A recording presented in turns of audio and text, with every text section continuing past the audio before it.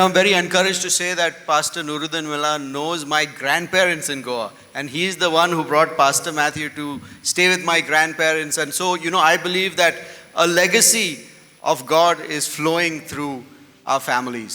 ನನಗೆ ಹೇಳುವುದಕ್ಕಾಗಿ ಬಹಳ ಸಂತೋಷವಾಗ್ತದೆ. ಪಾಸ್ಟರ್ ಮುಲ್ಲಾ ಅವರು ನಮ್ಮ ಅಜ್ಜನ ಒಂದು ಕಾಲದಿಂದ ಪರಿಚಯವರಾಗಿದ್ದಾರೆ. ಅವರೇ ನಮ್ಮ ಅಜ್ಜನವರಿಗೆ ರಕ್ಷಣೆ ಮಾರ್ಗದಲ್ಲಿ ನಡೆಸಿದರು, ಅಲ್ಲಿರುವ ಸಭೆಗೆ ನಡೆಸಿದರು. ಆ ಒಂದು ಸಂತತಿಯಿಂದ ಇವತ್ತಿನವರೆಗೂ ಕೂಡ ಅವರು ನಮ್ಮ ನಡೆಸಿಕೊಂಡು ಬಂದಿದ್ದಾರೆ. ಅದಕ್ಕಾಗಿ ನನಗೆ ಬಹಳ ಸಂತೋಷವೆನಿಸುತ್ತದೆ. And I want to let you know that a legacy of God is way more important than a legacy of fame, the legacy of wealth, the legacy of anything else. And I'm also blessed to have Prince Mullah. We spent time with him in Bombay and he was very hospitable and he also encouraged me to come to Belgaum. ಸಹೋದರ prince Mulla ಅವರನ್ನು ಕೂಡ ಮುಂಬೈನಲ್ಲಿ ನಾವು ಭೇಟಿ ಆಗಿದ್ದೀವಿ. ಅವರೊಂದಿಗೆ ಒಳ್ಳೆ ಸಮಯವನ್ನು ಕಳೆದಿದ್ದೇವೆ. ಇಲ್ಲಿ ಬರುವುದಕ್ಕಾಗಿ ಅವರು ಕೂಡ ನಮ್ಮನ್ನು ಬಹಳ ಉತ್ತೇಜನ ಪಡಿಸಿದ್ದಾರೆ. So I want to share something that has the power to change your life today. ನಿಮ್ಮ ಜೀವಿತವನ್ನು ಬದಲಾಯಿಸುವುದಕ್ಕಾಗಿ ನಾನು ಕೆಲವು ವಿಷಯಗಳನ್ನು ನಿಮಗೆ ಹೇಳಲಿಕ್ಕೆ ಹೋಗ್ತಾ ಇದ್ದೇನೆ. ಅದು ನಮ್ಮನ್ನು ಬದಲಾಯಿಸುವಂತಹ ಒಂದು ಶಕ್ತಿಯಾಗಿದೆ. In Proverbs 18 verse 21 it says, "The tongue has the power of life and death, and those who live it will eat of its fruit." ಜ್ಞಾನೋಕ್ತಿಗಳು 18:21 ಈ ರೀತಿಯಾಗಿ ನಾವು ನೋಡ್ತೇವೆ. ನಾಲಿಗೆಗೆ ಒಂದು ಶಕ್ತಿ ಇದೆ, ಮರಣ ಮತ್ತು ಜೀವ ಅದರಲ್ಲಿ ಇರುವಂತದ್ದಾಗಿದೆ. So I want to ask each of you, ask yourself, are you speaking life or are you speaking death? Are you giving confidence and courage or are you crushing the spirit of those around you? ನಾನು ನಿಮಗೆ ಒಂದು ಪ್ರಶ್ನೆಯನ್ನು ಕೇಳಲಿಕ್ಕೆ ಬಯಸ್ತಾ ಇದ್ದೇನೆ. ನಿಮ್ಮ ಒಂದು ನಾಲಿಗೆಯಿಂದ ನೀವು ಏನು ಮಾತನಾಡ್ತಾ ಇದ್ದೀರಿ? ಜೀವವನ್ನು ಮಾತಾಡ್ತಾ ಇದ್ದೀರೋ, ಮರಣವನ್ನು ಮಾತಾಡ್ತಾ ಇದ್ದೀರೋ, ಅಥವಾ ಒಂದು ನಾಶ ಆಗುವಂತ ವಿಷಯಗಳನ್ನು ನಿಮ್ಮ ನಾಲಿಗೆಯಿಂದ ಮಾತನಾಡ್ತಾ ಇದ್ದೀರೋ? Your positive words build greatness. And if you look in the Bible, you see that God and godly people speak life-giving words over others and it creates amazing results. ನಾನು ಹೇಳ್ತೇನೆ, ಸಕಾರಾತ್ಮಕ ಆಡಿದ ಮಾತುಗಳು ಇನ್ನೊಬ್ಬರ ಜೀವಿತವನ್ನು ಕಟ್ಟುವಂತದ್ದಾಗಿದೆ. ನಮ್ಮ ದೇವರು ಕೂಡ, ದೇವರ ವಾಕ್ಯವೂ ಕೂಡ ಇನ್ನೊಬ್ಬರ ಜೀವಿತವನ್ನು ಕಟ್ಟುವಂತ ಸಕಾರಾತ್ಮಕ ಮಾತುಗಳನ್ನು ಮಾತಾಡುವಂತ ಒಂದು ಪದಗಳಾಗಿವೆ, ವಾಕ್ಯಗಳಾಗಿವೆ, ಮಾತುಗಳಾಗಿವೆ. Gideon was a scared man hiding in a cave, running away from the enemy and doing his work. He was petrified. ಗಿದಿಯೋನನ್ನು ನೋಡುವಾಗ ಬಹಳ ಹೆದರುವಂತ ವ್ಯಕ್ತಿಯಾಗಿದ್ದ. ಆತನು ಹೆದರಿ ಗವಿಯಲ್ಲಿ ಅವಿತುಕೊಂಡು ಅವನು ಕದ್ದು ಮುಚ್ಚಿ ಕೆಲಸವನ್ನು ಮಾಡುವಂತ ಒಬ್ಬ ವ್ಯಕ್ತಿಯಾಗಿದ್ದ. His identity was, I am a coward. But listen what God says to him. ಆದರೆ ಅವನ ಒಂದು ಪರಿಚಯ ಏನಪ್ಪಾ ಅಂತ ಹೇಳಿದ್ರೆ, ನಾನೇ ಶಕ್ತಿಶಾಲಿಯಾಗಿದ್ದೇನೆ ಎಂಬುದಾಗಿ. God sent an angel and the angel said, "The Lord is with you, mighty warrior." This angel could have just said, "The Lord is with you." But God made him say, "The Lord is with you, mighty warrior." ಅಲ್ಲಿ ನಾವು ಈ ರೀತಿಯಾಗಿ ನೋಡ್ತಾ ಇದ್ದೇವೆ. ದೇವದೂತನು ಬಂದು ಹೇಳ್ತಾ ಇದ್ದಾನೆ, ಸರ್ವಶಕ್ತನಾದ ದೇವರು ನಿನ್ನೊಂದಿಗಿದ್ದಾನೆ, ನಾನು ನಿನ್ನೊಂದಿಗೆ ಇರುತ್ತೇನೆ ಎಂಬುದಾಗಿ ಅವನನ್ನು ಬಲಪಡಿಸ್ತಾ ಇದ್ದಾನೆ. God spoke identity into Gideon, which broke the identity which he thought he was a coward. ಆತನು ಅವನಿಗಿರುವಂತಹ ಗುರುತನ್ನು ದೇವರು ಕೊಡ್ತಾ ಇದ್ದಾನೆ. ನಾನು ನಿನ್ನೊಂದಿಗಿದ್ದೇನೆ ಎಂಬ ಬಲವನ್ನು, ಸಕಾರಾತ್ಮಕ ಮಾತುಗಳನ್ನು ಕೊಡುವುದರ ಮುಖಾಂತರ ಗಿದ್ಯೋನನ್ನು ಬಲಪಡಿಸ್ತಾ ಇದ್ದಾನೆ. And as you know, Gideon brought victory for Israel. He became the deliverer of Israel because of the words God spoke into his life. ನಿಮಗೆ ಗೊತ್ತಿದೆಯಲ್ಲ, ದೇವರು ಕೊಟ್ಟಂತ ಆ ಒಂದು ಸಕಾರಾತ್ಮಕ ಒಂದು ವಾಕ್ಯಗಳು, ಅವನನ್ನು ಕಟ್ಟುವಂತಹ ಒಂದು ವಾಕ್ಯಗಳಿಂದ ಆತನು ಒಂದು ವೈರಿಗಳ ವಿರುದ್ಧವಾಗಿ ಗೆಲ್ಲಲಿಕ್ಕೆ, ಅವನಿಗೆ ಜಯವನ್ನು ಹೊಂದುವುದಕ್ಕಾಗಿ ಸಾಧ್ಯವಾಯಿತು. What words are you speaking into your loved ones? ನಿಮ್ಮ ಜೀವಿತದಲ್ಲಿ ನೀವು ಎಂತ ಮಾತುಗಳನ್ನು ಆಡ್ತಾ ಇದ್ದೀರಿ? We don't talk much about Barnabas, but Barnabas was a very pivotal character in the life of Paul. ಬರ್ನಬಾಸನ ಕುರಿತಾಗಿ ನಾವು ಹೆಚ್ಚಾಗಿ ಮಾತಾಡುವುದಿಲ್ಲ, ಆದರೆ ಬರ್ನಬಾಸನು ಪೌಲನ ಜೀವಿತದಲ್ಲಿ ದೊಡ್ಡ ಒಂದು ಪಾತ್ರವನ್ನು ನಿಭಾಯಿಸಿದ್ದಾನೆ. Paul was a persecutor of the church. He used to kill Christians. And then God came into his life and he began to do God's work. ಪೌಲನು ಸಭೆಗಳನ್ನು ಹಿಂಸೆಪಡಿಸುವಂತ ವ್ಯಕ್ತಿಯಾಗಿದ್ದ. ಆದ ರಕ್ಷಣೆ ಹೊಂದಿದ ನಂತರ ದೇವರ ಸೇವೆಯನ್ನು ಮಾಡುವಂತವನು, ಸಭೆಯನ್ನು ಕಟ್ಟುವಂತ ಆತನ ವ್ಯಕ್ತಿಯಾಗಿ ಮಾರ್ಪಾಡಾದನು. But because of his past, everyone put him down. They picked on his past. They identified him as the enemy of the church and they distrusted him. ಪೌಲನ ಹಿಂದಿನ ಇತಿಹಾಸವನ್ನು, ಹಿಂದಿನ ಜೀವಿತವನ್ನು ನೋಡಿ ಜನರೆಲ್ಲರೂ ಹೆದರಿ, ಇವನು ಹಿಂಸಕನಾಗಿದ್ದಾನೆ, ಕೆಟ್ಟ ವ್ಯಕ್ತಿಯಾಗಿದ್ದಾನೆ ಎಂಬುದಾಗಿ ಹೆದರಿ ಆ ಪೌಲನನ್ನು ಎಲ್ಲ ಜನರು ದೂರ ಇಡ್ತಾ ಇದ್ದರು.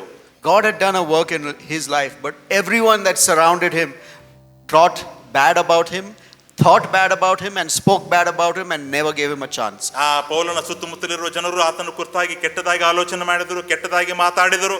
ಅದರ ಮುಖಾಂತರ ಪೌಲನನ್ನ ಅವರು ದೂರವಿಡ್ತಾ ಇದ್ದರು. But Barnabas was one man who stood up for Paul. Against everyone, he stood up for Paul.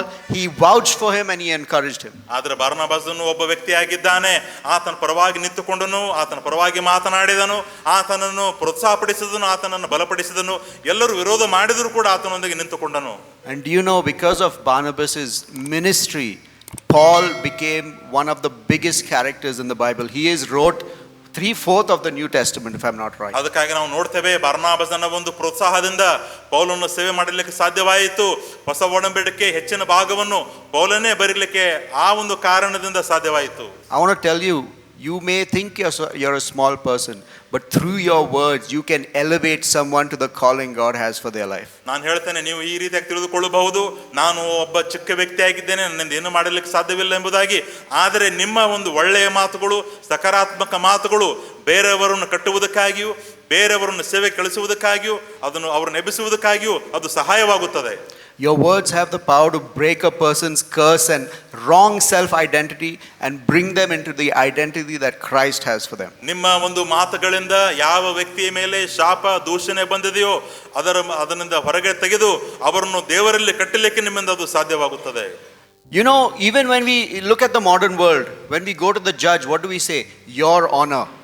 When we go in the Old Testament and even now, when you go to a king, you will bow before him and say, Your Majesty.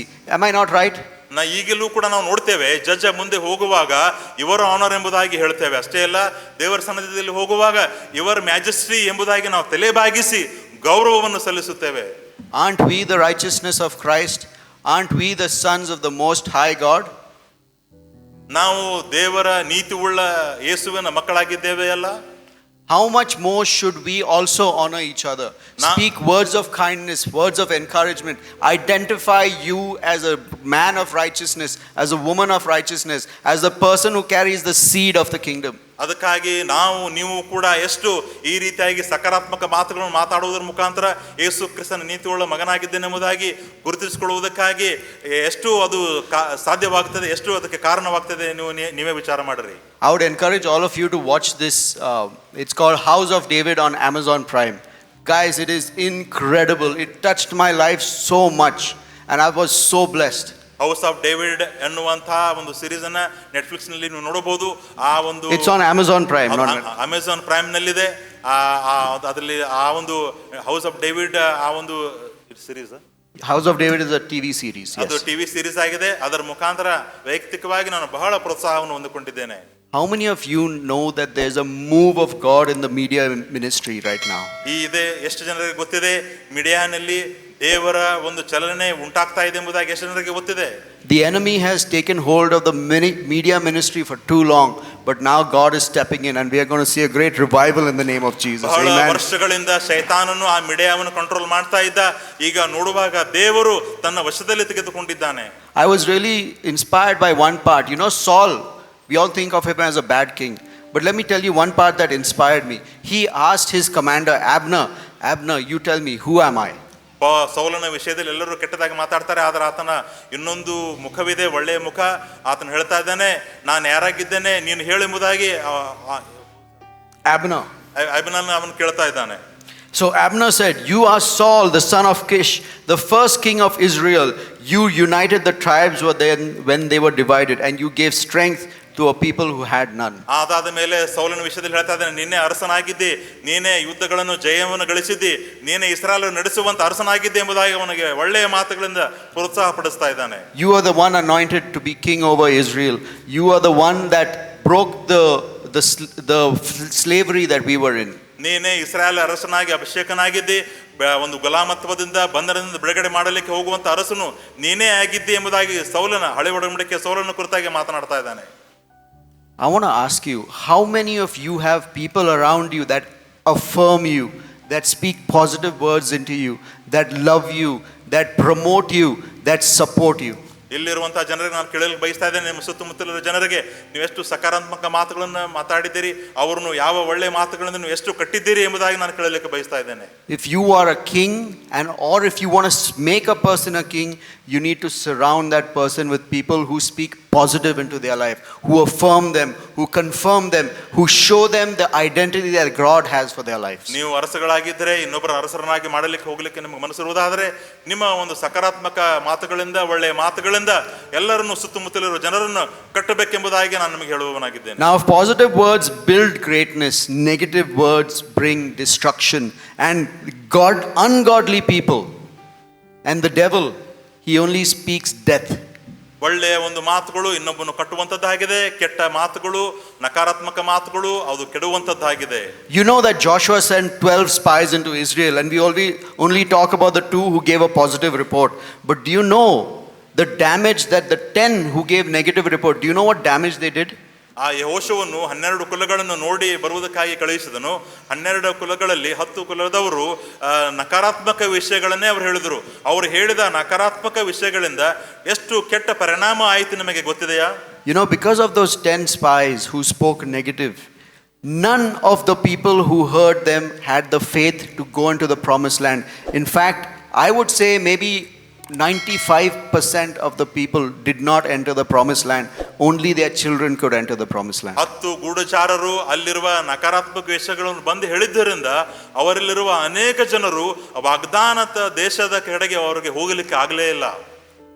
You may not believe it, but those 10 spies with their negative words have condemned the people of Israel, and many of them did not enter into the promised land because they lost their faith. ನೀವು ಈಗ ಹೇಳಿದ ಮಾತನ್ನು ನಂಬದೇ ಇರಬಹುದು. ಆ 10 ಗೂಢಚಾರ್ಯರು ಹೇಳಿದಂಥ ಆ ನಕಾರಾತ್ಮಕ ವಿಷಯಗಳಿಂದ 95% ಆ ಒಂದು ವಾಗ್ದಾನದ ದೇಶದ ಕಡೆಗೆ ಅವ್ರಿಗೆ ಹೋಗಲಿಕ್ಕೆ ಆಗಲಿಲ್ಲ. This is how destructive negative people and negative testimony is. ಇದೇ ರೀತಿಯಾಗಿ ನಕಾರಾತ್ಮಕ ಜನರು ಒಂದು ನಾಶಪಡಿಸುತ್ತಾರೆ, ಹಾಳುಗೆಡುತ್ತಾರೆ. ಇದೇ ಅವರ ಒಂದು ಸಾಕ್ಷಿಯಾಗಿದೆ. Let's look at Michal, the wife of David. When she saw David rejoicing and praising the Lord when the ark was entering Jerusalem, she mocked him and she said, "Oh, you're dancing like a fool in front of these young girls." ದೇವರ ಮಂಜೂಷವು ಬರುವಾಗ ದಾವೀದನು ಆತನು ನಾಟ್ಯ ಮಾಡುವುದು ನೋಡಿ ಅವನ ಹೆಂಡತಿ ಅವನ ವಿಷಯದಲ್ಲಿ ಬಹಳ ಹಾಸ್ಯ ಮಾಡಿದಳು. ಅವಳು ಜನರ ಮುಂದೆ ನಾಟ್ಯ ಮಾಡ್ತಾ ಇದ್ದೆ ಎಂಬುದಾಗಿ ಪರಿಹಾಸ್ಯ ಮಾಡಿದಳು. You know, David had many wives, many concubines, many children, but not one of them through Michal. You know, in popular culture, we say that if the husband is the head, then the wife is the neck. You've heard that? ಎಲ್ಲರಿಗೂ ನಮಗೆ ಗೊತ್ತಿದೆಯಲ್ಲ, ಮನೆಯಲ್ಲಿರುವ ಗಂಡನು ಮನೆಗೆ ಯಜಮಾನನಾಗಿದ್ದಾನಲ್ಲ, ಇದು ಗೊತ್ತಿದೆ ನಮ್ಮೆಲ್ಲ. But that is ungodly. You know what the Bible says? The Bible says that the wife is the crown of the husband. ಆದರೆ Bible ಈ ರೀತಿಯಾಗಿ ಹೇಳುತ್ತದೆ, ಹೆಂಡತಿ ಆ ಮನೆಯ ಒಂದು ಕಿರೀಟವಾಗಿದ್ದಾಳೆ. The wife can either be a crown of victory, joy, rest, pleasure, or she can be a crown of sadness, pain, defeat, and shame. ಆ ಹೆಂಡತಿಯು ನಿಮ್ಮ ಒಂದು ಸಂತೋಷದ ಕಿರೀಟವಾಗಬಹುದು, ಅದೇ ಸಮಯದಲ್ಲಿ ಆ ಒಂದು ಹೆಂಡತಿ ದುಃಖಕ್ಕೆ ಒಂದು ಕಿರೀಟವೂ ಕೂಡ ಆಗಬಹುದು. As wives, you have a great ministry to uphold your husband in prayer, to be the crown of joy on his head. ಹೆಂಡತಿಯರೇ, ನೀವು ನಿಮ್ಮ ಗಂಡರನ್ನು ಮೇಲೆ ಕಟ್ಟುವುದಕ್ಕಾಗಿ ಎಬ್ಬಿಸುವುದಕ್ಕಾಗಿ ನೀವು ಒಂದು ಪ್ರೋತ್ಸಾಹ ಪಡಿಸುವಂತಹ ಒಂದು ಕಿರೀಟವಾಗಿದ್ದೀರಿ. But do you know, none of us men are perfect. But when we have wives that support us, that call us to the identity Christ has called us to, not only do we grow, but also the entire family grows. ನಾವೆಲ್ಲರೂ ಯಾರು ಪರಿಪೂರ್ಣರಲ್ಲ, ಆದರೆ ಯೇಸುವಿನ ಒಂದು ಸನ್ನಿಧಾನದಲ್ಲಿ ಯೇಸುವಿನಲ್ಲಿ ನಾವೆಲ್ಲರೂ ಪರಿಪೂರ್ಣರಾಗಿದ್ದೇವೆ. ಅದರ ಮುಖಾಂತರ ನಮ್ಮೆಲ್ಲರನ್ನು ನಾವು ಕುಟುಂಬವನ್ನು ಕಟ್ಟಬಹುದಾಗಿದೆ ಒಳ್ಳೆಯ ಒಂದು ಮಾತುಗಳಿಂದ. Proverbs 15 verse 4 says, "A soothing tongue is a tree of life, but a perverse tongue crushes the spirit." ಸಂತೈಸುವ ನಾಲಿಗೆ ಜೀವ ವೃಕ್ಷವು, ಬಲಾತ್ಕರಿಸುವ ನಾಲಿಗೆ ಮನ ಮುರಿಯುವುದು. You know, each of us need to be delivered from a perverse tongue. ನಾನು ಹೇಳ್ತೇನೆ, ಪ್ರತಿಯೊಬ್ಬರು ಒಂದು ಇದರಿಂದ ಬಿಡುಗಡೆ ಹೊಂದಬೇಕಾಗಿದೆ. And if you are a person who has a perverse tongue, you need to fast and pray and defeat this demon that is upon your tongue. ಒಂದು ವೇಳೆ ನೀವು ಇದಕ್ಕೆ ಒಳಗಾಗಿದ್ದರೆ, ಈ ಒಂದು ಬಲಾತ್ಕಾರಕ್ಕೆ ಒಳಗಾಗಿದ್ದರೆ, ಅದರಿಂದ ಬಿಡುಗಡೆ ಹೊಂದುವುದಕ್ಕಾಗಿ ನೀವೆಲ್ಲರೂ ಪ್ರಾರ್ಥನೆ ಮಾಡಬೇಕು. Pastor, could you move to Ephesians 4 verse 29? ಎಫೆಸ ಬರೆದ ಪತ್ರಕ್ಕೆ 4:29. The word of God says, "Do not let any unwholesome talk come out of your mouth, but only what is helpful for building others up according to their needs, that it may benefit those who listen. Now, let's talk about cultures, okay? Let's talk about cultures. We all know about the Brahmins, right? ನಾವು ಸಂಪ್ರದಾಯ ಬಗ್ಗೆ ನಾವು ಮಾತನಾಡೋಣ. ನಮ್ಮೆಲ್ಲರಿಗೂ ಬ್ರಾಹ್ಮಣರು ಗೊತ್ತಲ್ಲ. Now, I don't believe in caste, but I do believe the words that surround you are what makes you who you are. ಜಾತಿಯ ಮೇಲೆ ನನಗೆ ಅಷ್ಟು ನಂಬಿಕೆ ಇಲ್ಲ, ಆದರೆ ನಾವು ಮಾತಾಡುವಂತಹ ಮಾತುಗಳಿಂದ ನಾವೇನಾಗಿದ್ದೇವೆ ಎಂಬುದಾಗಿ ಅದು ಎಲ್ಲರಿಗೂ ಗೊತ್ತಾಗುತ್ತದೆ. So the Brahmins emphasize on education, knowledge and spiritual calling to their kids from a very young age. And parents and gurus constantly speak words that affirm the child's intelligence, duty to preserve wisdom and a higher purpose. ಬ್ರಾಹ್ಮಣರು ಅವರ ಮನೆಯಲ್ಲಿ ಚಿಕ್ಕಂದಿನಿಂದಲೇ ಮಕ್ಕಳಿಗೆ ಒಳ್ಳೆಯದನ್ನು ಕಲಿಸುತ್ತಾರೆ, ವಿದ್ಯಾಭ್ಯಾಸದ ವಿಷಯದಲ್ಲಿ ಕಲಿಸುತ್ತಾರೆ, ಯಾವ ರೀತಿಯಾಗಿ ಇರಬೇಕೆಂಬುದಾಗಿ ಪ್ರಾರಂಭದಿಂದಲೇ ಅವರ ಮಕ್ಕಳಲ್ಲಿ ಎಲ್ಲ ಕಾರ್ಯಗಳನ್ನು ಹಾಕುವವರಾಗಿದ್ದಾರೆ. Aren't our children also intelligent? Don't they also have the calling to preserve wisdom and a higher purpose? ನಮ್ಮ ಮಕ್ಕಳು ಕೂಡ ಆ ರೀತಿಯಾಗಿದ್ದಾರೆ. ನಾವು ಕೂಡ ಅವರನ್ನು ಅದೇ ರೀತಿಯಾಗಿ ಒಳ್ಳೆಯ ಒಂದು ಕಾರ್ಯಗಳಲ್ಲಿ, ವಿದ್ಯಾಭ್ಯಾಸದಲ್ಲಿ, ಒಳ್ಳೆಯ ನಡತೆಯಲ್ಲಿ ಅವರನ್ನು ಬೆಳೆಸಬೇಕು. You know, I'm a videographer, and once I shot this certain ceremony called a Devkarya. The Saraswat Brahmins in Goa have this Devkarya ceremony. ನಾನು ವಿಡಿಯೋಗ್ರಾಫರ್ ಆಗಿದ್ದೇನೆ. ಗೋವಾದಲ್ಲಿ ಸರಸ್ವತ್ ಬ್ರಾಹ್ಮಣ ಇದ್ದಾರೆ. ಅವರು ದೇವ ಕಾರ್ಯಗಳನ್ನು ಮಾಡುವುದನ್ನು ನಾನು ವಿಡಿಯೋಗ್ರಫಿ ಮಾಡುತ್ತೇನೆ. And this young child, he is taken to the temple with his parents, and they give him so much honor, and they speak so much wisdom and empower him at such a young age. I was really touched by that. ಆ ಚಿಕ್ಕ ಮಗು ತಂದೆ ತಾಯಿಗಳೊಂದಿಗೆ ಆ ಒಂದು ಮಂದಿರವನ್ನು ಪ್ರವೇಶ ಮಾಡುವಾಗ ಬಹಳ ಗೌರವದಿಂದ ಒಳ್ಳೆಯ ಒಂದು ಮಾತುಗಳನ್ನು ಹೇಳುತ್ತಾ ಅವರು ಪ್ರವೇಶ ಮಾಡುತ್ತಾರೆ. ಅದರಿಂದ ನನಗೆ ಬಹಳ ಪ್ರೇರೇಪಣೆ ಆಗಿದೆ. Do you know this is a godly principle? Even the Jews have this thing called the bar mitzvah. Have you heard of it? ನಿಮಗೆ ಗೊತ್ತಿದೆ, ಇದು ಒಂದು ದೈವಿಕ ಕಾರ್ಯವಾಗಿದೆ. ಯಹೂದರು ಕೂಡ ಈ ರೀತಿಯಾಗಿ ಆ ಕಾಲದಲ್ಲಿ ನಡೆದುಕೊಳ್ತಾ ಇದ್ರು. Where a young man is blessed, he is spoken blessings over by his entire community and family, and he said he is a man of righteousness. ಆದ ಯಾವಾಗ ಚಿಕ್ಕವನಾಗಿರುವಾಗಲೇ ಅವನ ಮೇಲೆ ಒಳ್ಳೆ ಮಾತುಗಳನ್ನು ಆಡ್ತಾ ಇದ್ರು. ಇಡೀ ಜನಾಂಗಕ್ಕೆ ಆಶೀರ್ವಾದ ಆಗುವ ರೀತಿಯಲ್ಲಿ ಒಳ್ಳೆಯ ಮಾತುಗಳಿಂದ ಆ ಮಗನನ್ನು ಹರಿಸ್ತಾ ಇದ್ರು. And they proclaim his identity as a keeper of the commandment. ಆತನ ಆ ಒಂದು ಜನಾಂಗದ ಒಂದು ಕಮಾಂಡರ್ ಆಗಿ, ನಾಯಕನಾಗಿ ಅವನನ್ನು ಗುರುತಿಸ್ತಾ ಇದ್ದರು. Each of you are children of the Most High God. Each of you are keepers of the commandment. Each of you are children of righteousness. ನೀವೆಲ್ಲರೂ ದೇವರ ಮಕ್ಕಳಾಗಿದ್ದೀರಿ, ನೀವೆಲ್ಲರೂ ದೇವರ ಆಜ್ಞೆಯನ್ನು ಕೈಕೊಂಡು ನಡೆಯುವವರಾಗಿದ್ದೀರಿ, ನೀವೆಲ್ಲರೂ ದೇವರ ಪ್ರತಿರೂಪವಾಗಿದ್ದೀರಿ. So tell each other, affirm each other, give each other that honor. ಅದಕ್ಕಾಗಿ ಪರಸ್ಪರ ಒಬ್ಬರಿಗೊಬ್ಬರು ಒಳ್ಳೆಯ ಒಂದು ಗೌರವವನ್ನು ಕೊಡ್ರಿ, ಒಳ್ಳೆಯ ಮಾತುಗಳನ್ನು ನೀವು ಆಡಿರಿ. We see many Brahmins who are very wealthy, but let's look at what the poor communities do. ಆದರೆ ಬ್ರಾಹ್ಮಣರು ನೋಡುವಾಗ ಬಹಳ ಸ್ಥಿತಿವಂತರಾಗಿದ್ದಾರೆ, ಆದರೆ ಬಡವರು ನೋಡುವಾಗ ನಾವೇನನ್ನು ಕಾಣ್ತೇವೆ? You know, we are the product of our environments, and in many poor communities it's often spoken, oh, you're useless, you do stupid things.